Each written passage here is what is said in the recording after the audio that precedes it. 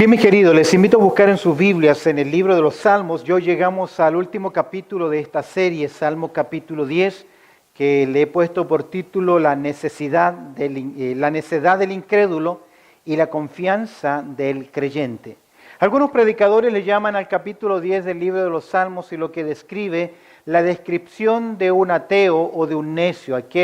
Sabemos que necio no en el sentido de ofensa, sino que a la luz de las Escrituras sabemos que el necio es aquel que dice que Dios no existe. Este salmo es un salmo donde el salmista invoca a Dios en un tiempo difícil de prueba. Y la verdad que cuando vamos leyendo este capítulo 10, casi que estamos de acuerdo con el salmista, porque lo que ocurre acá es algo que a nuestro parecer es injusto. ¿Injusto por qué? Porque el malo hace daño y el que sufre es el justo, y al malo que hace daño le va bien en lo que hace. Pero no nos olvidemos que la longevidad de la vida no está limitada a este tiempo terrenal. Pedro nos dice que usted y yo somos sencillamente en esta tierra, ¿qué? Extranjeros y somos peregrinos. Pero lamentablemente nuestra visión es muy localista, limitada. Y a veces nos concentramos, como dice en el libro de Santiago, de aquellos hombres que dijeron vamos por un año, vamos a vender, vamos a ganar y vamos a volver. Y planeamos como que si fuésemos dueños de la vida y que vamos a vivir para siempre. Y nos damos cuenta que de un momento a otro la noche, la muerte nos toca y se acabó. Ahora, creo firmemente en Gálatas capítulo 6, verso 7, donde Dios dice a través del apóstol Pablo, no os engañéis, Dios no puede ser burlado. Todo lo que el hombre sembrare, eso también segará. Ahora, yo no creo que la aplicación de ese texto tiene que ver en el cielo, sino que tiene que ver en esta tierra. Muchos hombres, y hoy lo vemos ya a través de los años de ministerio acá en Australia y hablando con diferentes personas, hay gente que viene y dice, mire pastor, tengo este problema, esta situación, pasa esto con mis hijos, y lo que no logran ver muchas veces, ¿qué es? Que lo que hoy están viviendo, sencillamente, ¿qué es? Cosecha de lo que ellos en un momento sembraron. Ahora el salmista nos va a presentar acá cómo es la necedad del incrédulo y cuál debe ser la confianza que tiene el creyente. Es la parte segunda del capítulo 9 y tiene gran parte igual como el Salmo capítulo 9, es un acróstico que se va formando algunas estrofas con las letras del alfabeto hebreo. Quiero que observes al salmista al mirar acá cuando él va llamando a Dios a obrar en un momento muy difícil en su vida. Casi es una oración imprecatoria donde está pidiendo, Dios hace justicia, interviene a mi favor. Es un llamado de socorro, es un llamado en el cual apela obviamente a la santidad y a la soberanía de Dios. Quiero que observemos al mirar el Salmo capítulo 10 sobre la necedad del incrédulo y la confianza del creyente, observemos en primer lugar cómo el salmista expresa su confusión, cómo él expresa la confusión que muchas veces tiene aquel que es oprimido. Mira el verso 1. Dice el salmista, ¿por qué estás lejos, oh Jehová? Y te escondes en el tiempo de la tribulación. ¿Cuántas veces nos hemos sentido así? Sufriendo diferentes cosas por diferentes razones y uno se pregunta, Señor, ¿me estás oyendo? Señor, ¿estás ahí? ¿Me escuchas? Y a veces llegamos a la conclusión, y lo hemos visto y al aconsejar también, que alguien dice, yo le pido a Dios, pero Dios ¿qué? Como que no me oye.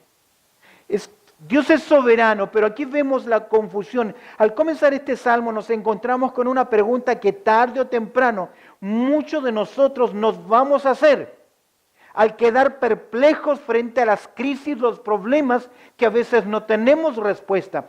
¿Por qué estás lejos, oh Jehová? Y te escondes en el tiempo de la tribulación, como diciendo, Señor, ¿por qué no intervienes ya a mi favor? Me gusta cómo el salmista expresa eso. A veces yo creo que somos tan injustos con el incrédulo Tomás y lo criticamos por su incredulidad, pero seamos honestos. ¿Cuántas veces nosotros también hemos caído en esto? En olvidarnos que Dios tiene ¿qué cosa? El control. En olvidarnos que todas las cosas al final nos llevan ¿qué? Hacia bien. Dios se lo dijo a la nación de Israel a través de la boca del profeta Jeremías: yo sé los pensamientos que tengo acerca de vosotros. Jeremías 29:11, pensamientos de paz, de bien y no de mal. Pero mi mente, mis circunstancias y mis emociones me eclipsan. Yo sé que somos el producto de lo que pensamos, pero las emociones nos afectan. Y las emociones afectan nuestra forma de pensar. Y al ser afectados en nuestra forma de pensar, actuamos incorrectamente. Mira, Señor, Tomás tan incrédulo, pero a veces nosotros somos ¿qué? Tan iguales como él. El salmista siente que no tiene dónde poner sus manos, que no tiene de dónde agarrarse firmemente, como que ha perdido el piso y no sabe dónde pararse. Mira el verso 2, cómo presenta la confusión del oprimido. Con arrogancia, ¿quién? El malo que hace persigue al pobre. ¿No te parece la descripción de nuestra sociedad? Una sociedad arrogante, despiadada, que maltrata. Oía en estos días de lo que está ocurriendo con las maras en El Salvador, cómo personas aparecen sin cabezas, les cortaron su cabeza. Es tremendo. Pero el peligro no solamente está allá, está en todo lugar. Y hombres despiadados, sin misericordia. Mira, con arrogancia el malo persigue al pobre. Será atrapado en los artificios que ha ideado. En otras palabras, el salmista está diciendo: ¿cómo es posible que el malo planea dañar una trampa y el que sufre es el justo y no es el malo? Porque planea maldad, lo engaña. ¿Recuerdas que nuestro Señor Jesucristo dijo que los hijos de esta tierra son sagaces, muy astutos? Muchas personas dicen: ¿cómo puede ser que esta persona obre tan mal y siga viviendo en paz? Que no tiene y que duerma bien. La verdad es que no sabemos cómo vive. No sabemos qué paz tiene. Pero al mirar este pasaje vemos que el creyente o el justo va sufriendo. Entonces el salmista, ¿qué le dice? Señor, ¿qué está pasando? Entra en una confusión. Y yo creo que tarde o temprano, y muchas veces nosotros lo hemos visto, usted puede tener la experiencia de alguien que le ha dañado mucho y que pareciera que todo le va bien. Vemos en este pasaje de las Escrituras que a veces las circunstancias nos invitan a confundirnos. No debemos pensar en circunstancias, debemos actuar y dejar, o ver mejor dicho, cómo Dios va a intervenir. Hemos visto en este salmo, en primer lugar, cómo el salmista revela su confusión, su lucha, su temor, su preocupación, y cómo él ve la injusticia que florece. Mira, en segundo lugar, el salmista no simplemente habla de la confusión del oprimido, sino que también habla de las características de aquellos que son los opresores. Mira, en primer lugar, siempre tendrán una cuota de ¿qué? De arrogancia. Versos 3 y 4. Porque el malo, ¿qué hace? Se jacta del deseo de su alma. Es típico del malo que se jacta de lo que piensa hacer. Tal vez tiene la capacidad, su arrogancia, yo lo hago, yo hago aquello, no me importa. Bendice ¿a quién? Al codicioso, y desprecia ¿a quién? A Jehová. Es un deseo loco por enriquecerse. Bendice al que codicioso, porque describe la arrogancia de él y su orientación hacia el poder, la riqueza. No en vano Sigmund Freud dijo lo siguiente, que lo que mueve al mundo son dos cosas: poder y placer. El poder de obtener. Usted sabe que el poder en las personas, el hombre no fue creado para tener poder, porque cada vez que un hombre tiene el poder se vuelve loco. La historia universal lo demuestra. Aún en nuestros poca autoridad que podemos tener dentro de un trabajo, de un oficio, de un lugar, a veces te designan como el ayudante del ayudante del ayudante del ayudante. Pero como ya me dieron un puesto, me siento ¿qué? Importante y dominante. Bendice al codicioso y desprecia ¿a quién? El amor a las riquezas desprecia a Jehová. El amor a las riquezas traiciona las convicciones, las prioridades. Se dice que todo hombre tiene ¿qué cosa? Un precio. Ojalá que nunca descubramos cuál es ese precio. ¿Recuerdas que nuestro Señor Jesucristo dijo, engañosas son qué cosa? Las riquezas. Y el amor al dinero es la raíz de ¿qué? De todos los males. Mira la arrogancia, verso 4, el malo, por la altivez de su rostro, ¿qué? No busca a Dios. ¿Por qué? Porque tiene, posee y no necesita. Es interesante, muchos de nosotros que hemos emigrado a países de primer mundo, tal vez en nuestros países no teníamos nada. Andábamos pisando cucas, como dicen por ahí. Pero hoy acá nosotros, ¿qué? Tenemos, nos ha provisto el Señor. Y el Dios nuestro se convierte en el dólar. Porque se tiene. El malo por la altivez de su rostro no busca a Dios. Y como tenemos, Dios dice en su palabra, que el corazón del hombre no puede servir a dos señores a la vez. Es por eso que quienes sirven a Mamón y viven enriqueciéndose y creen que por un poco más de trabajo, overtime, por doble trabajo, por esforzarse más, va a ganar más y poseer más. Está demostrado en creyentes, queridos, que si invierte en el tiempo que le pertenece al Señor, no le prospera. Dios dice en su palabra que Él honra ¿a quién? A los que le honran. Y Dios es fiel. Amén. Yo creo que Dios es fiel. Pero no podemos. El malo dice por la altivez de su rostro, no busca a Dios porque tiene a dónde sujetarse. Tiene. No hay Dios en ninguno de sus ¿qué? Pensamientos. ¿Por qué? Porque su estilo de vida autosuficiente lo hace caminar en un andar que es torcido. Pero déjame decir, no será así para siempre. Su estilo de vida autosuficiente no siente ninguna necesidad de Dios, por lo tanto vive como si Él no existiese. No me interesa. ¿Te has topado con personas así? Hay quienes hasta tú le entregas un folleto y ellos son capaces de arrugarlo y tirártelo en tu propia cara y mandarte a trabajar o hacer cualquier otra cosa y despreciar fuertemente. ¿Por qué? Porque ellos en su vida, en su proceder, en lo que tienen, ¿qué? No necesitan de Dios. Vemos las características de los opresores. Su arrogancia, en segundo lugar, la aparente prosperidad. Sus caminos son, verso 5, torcidos ¿en qué? En todo tiempo. Son sus caminos torcidos porque sus motivaciones están ¿qué? Equivocadas. Para muchos, el fin que hace justifica los medios. Aquí está. Sus caminos son torcidos en todo tiempo. Sus caminos son torcidos ¿en qué?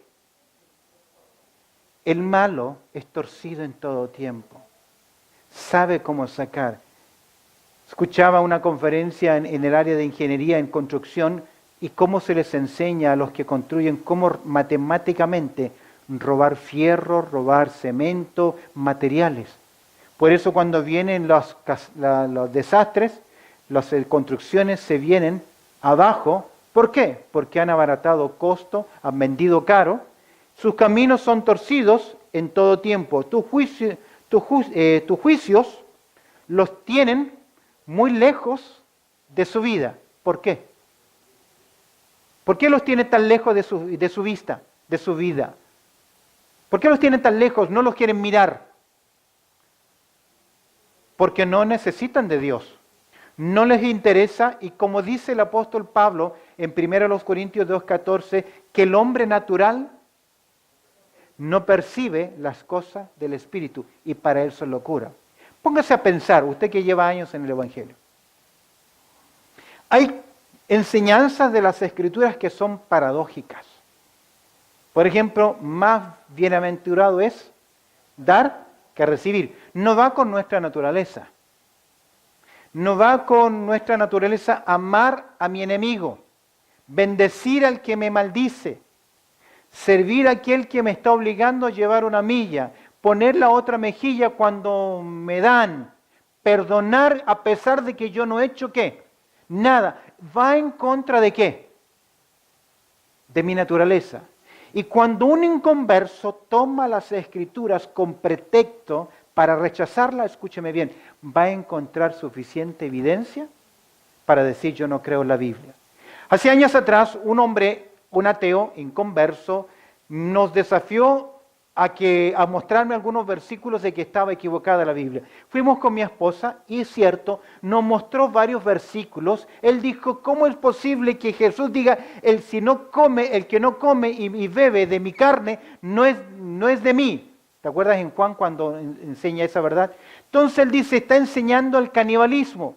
¿Cómo es posible que enseñe que el que no rechace a padre o madre no es digno de mí? ¿Cómo está queriendo enseñarnos que hay una salvación incriminando con canibalismo o rechazando a tus seres queridos?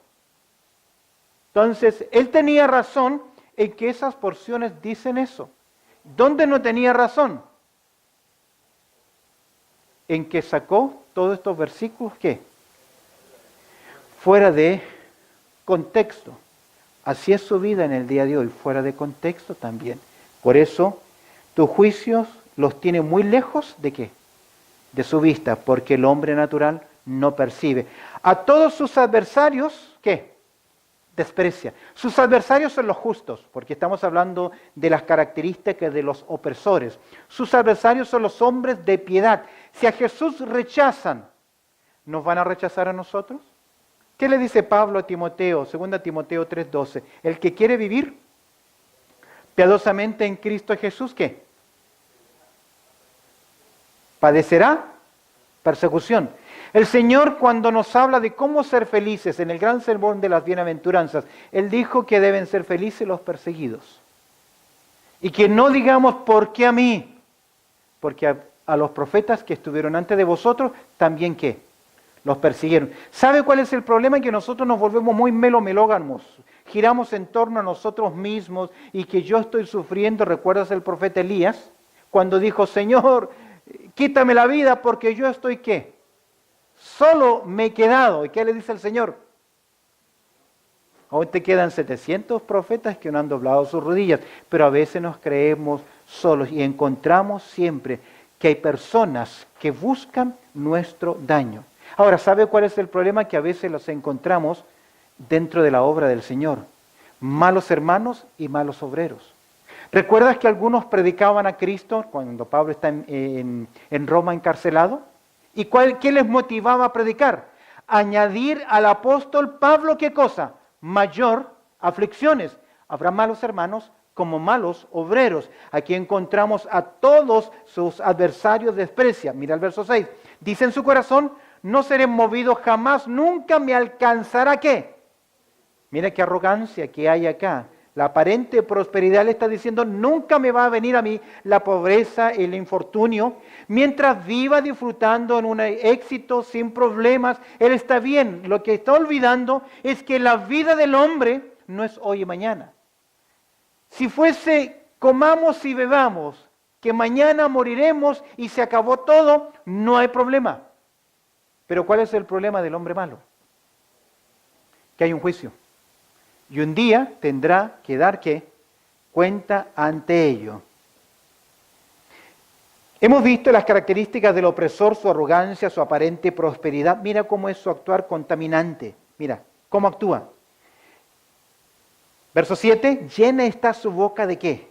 De maldición y de engaños. Y fraude. Debajo de su lengua hay ¿qué? Vejación y maldad, como si fuese una víbora que abre su boca y cuando la abre solamente es para dañar. No sé si te has fijado, yo recuerdo hace años atrás en mi país, me senté atrás de dos hombres que venían del trabajo, creo que eran de construcción, y me dediqué a escucharlos. De cada 5 palabras, 3 eran groserías. Todo el tiempo fue así. No podía ser una frase sin decir ¿qué? Una grosería. Ahora, es interesante, llena está su boca de maldición y de engaños y fraude. Es interesante que Dios pide de nosotros, de los creyentes, que nuestras palabras sean con gracia y algo más, sazonadas con sal. Yo era pequeño cuando encontré este versículo, sazonadas con sal, y me complicó, porque uno cuando es niño es muy literal. Y yo me confundía lengua sazonada con sal. ¿Qué me imaginaba? Que yo tenía que sacar mi lengua.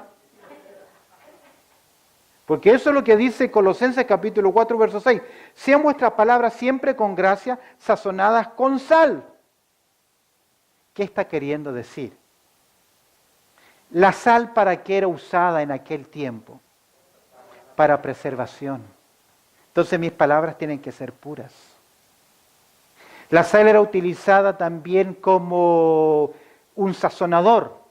Es decir, que tienen que ser agraciadas, que de mis labios salgan cosas lindas. Sazonada con sal.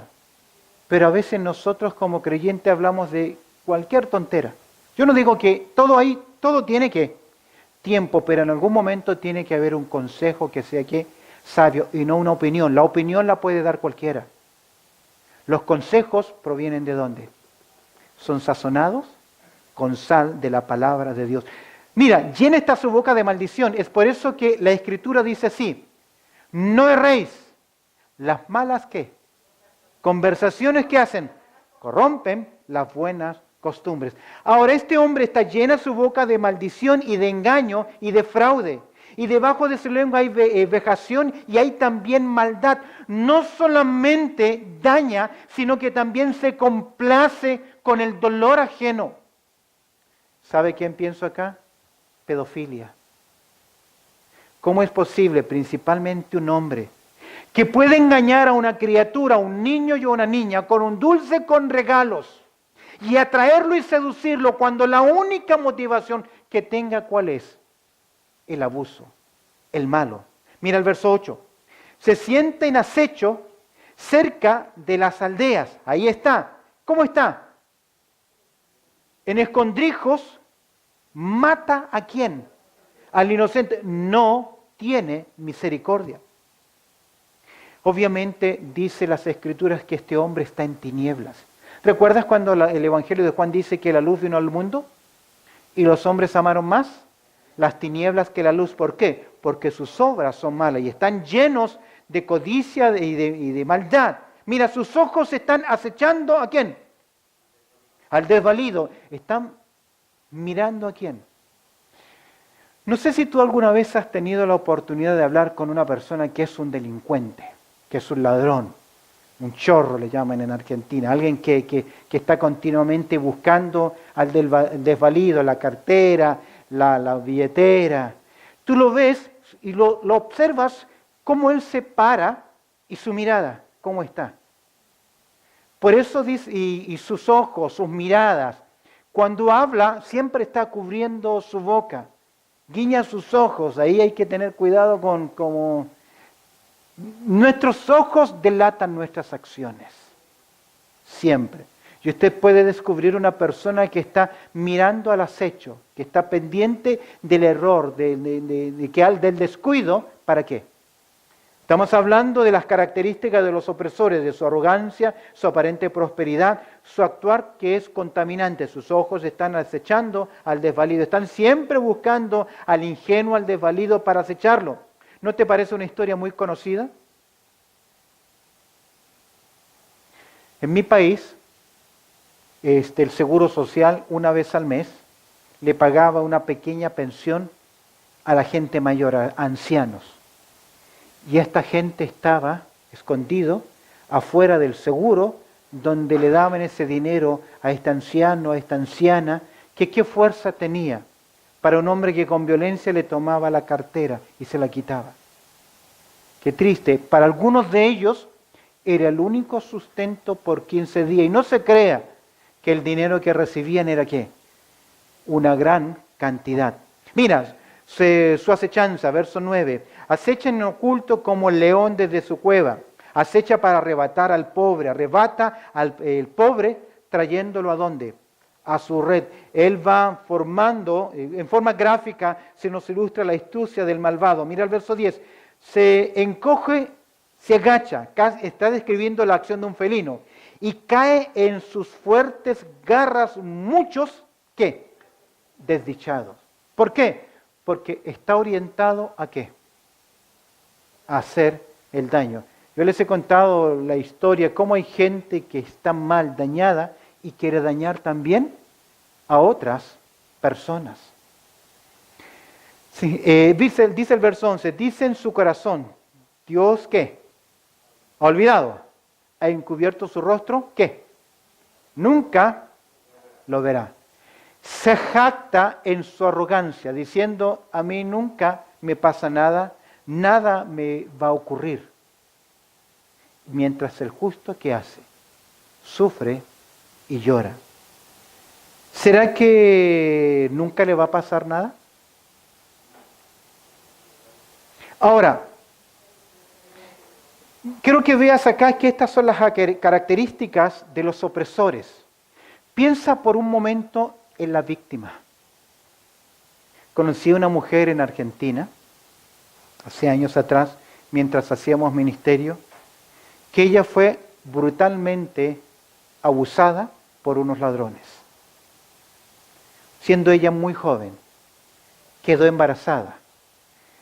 Y para no complicarle la vida de quinceañera, cuando tuvo su bebé, su madre adoptó a su nieta como si fuese su hija.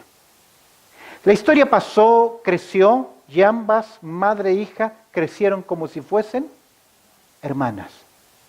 Pero en un día de discusión tan fuerte, la madre le dijo a su hija, que creían que era hermana, me tienes que respetar y te vas a callar, porque yo realmente soy ¿qué? Tu madre. Le destrozó la vida. Le destrozó la vida. Porque ya estábamos hablando que eran un poco mayores. Cuando descubre toda una historia de atrás.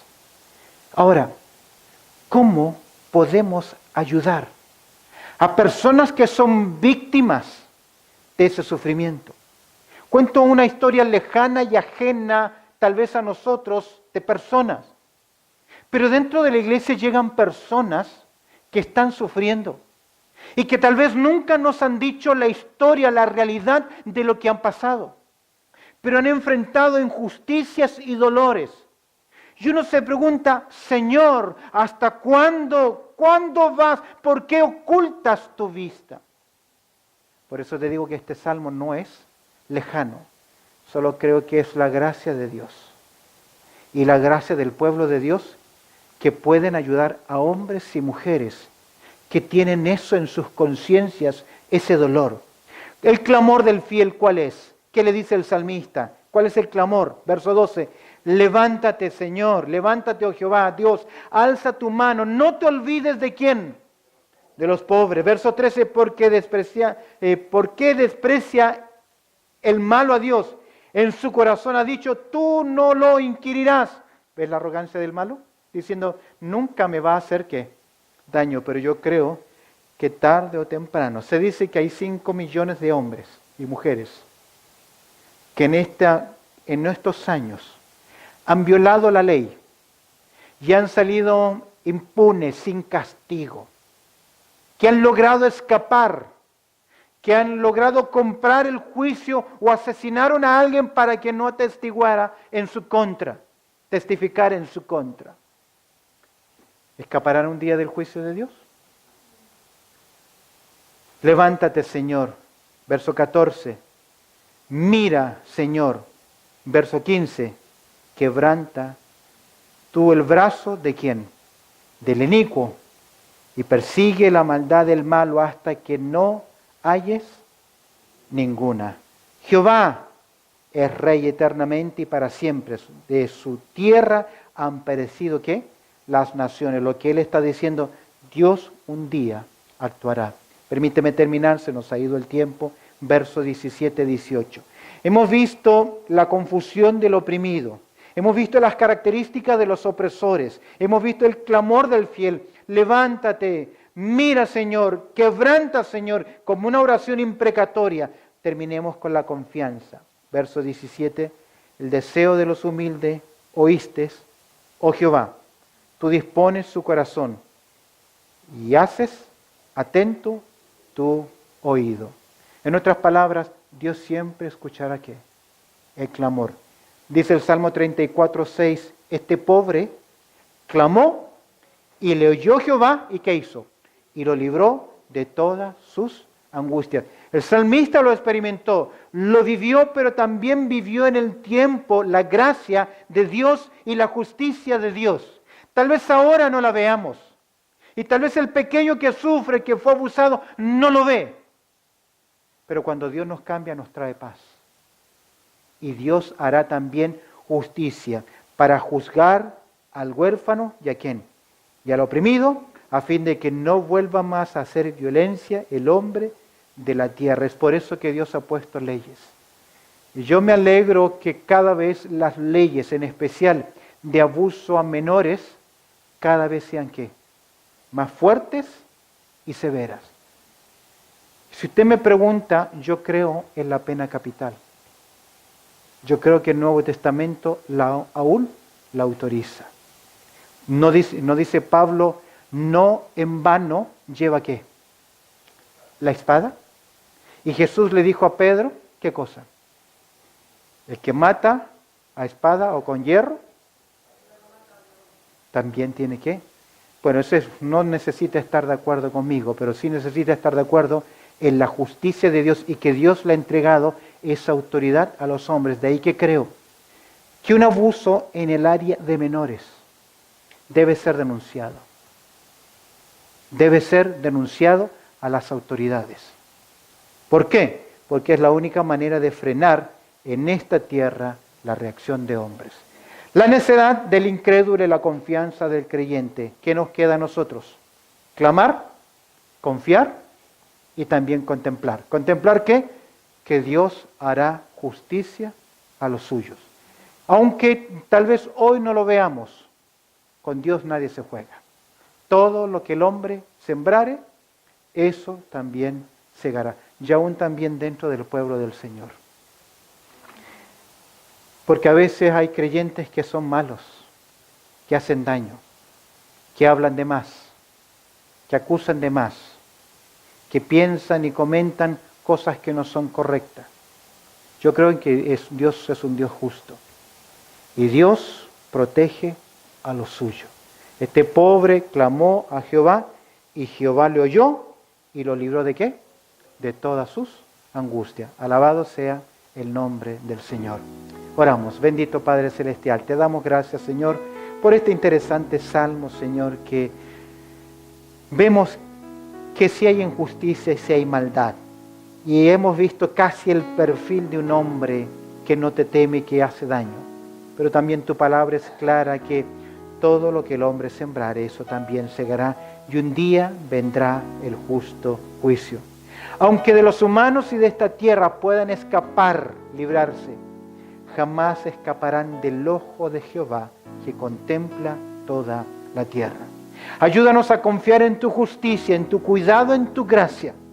Y que si aún permites situaciones difíciles en nosotros, siempre tendrás un bien mayor y un propósito mayor. Pero al igual que el salmista, muchas veces nuestro corazón se eclipsa y preguntamos, Señor, ¿hasta cuándo? ¿Hasta cuándo? Pero sabemos que tú eres un Dios fiel que no cambia. Ayúdanos a poder depender de ti y confiar. Ahí es andar por fe y confiar. Que aunque a veces nuestra carne, nuestros sentimientos no crean, tenemos un Dios que cuida de nosotros. Ayúdanos a afirmarnos en tu gracia, en tu control, en tu cuidado. Y saber que tú tienes el control porque tú eres soberano. Ayúdanos a depositar esta confianza en ti. Pues oramos a través del precioso nombre de Cristo Jesús. Amén y amén.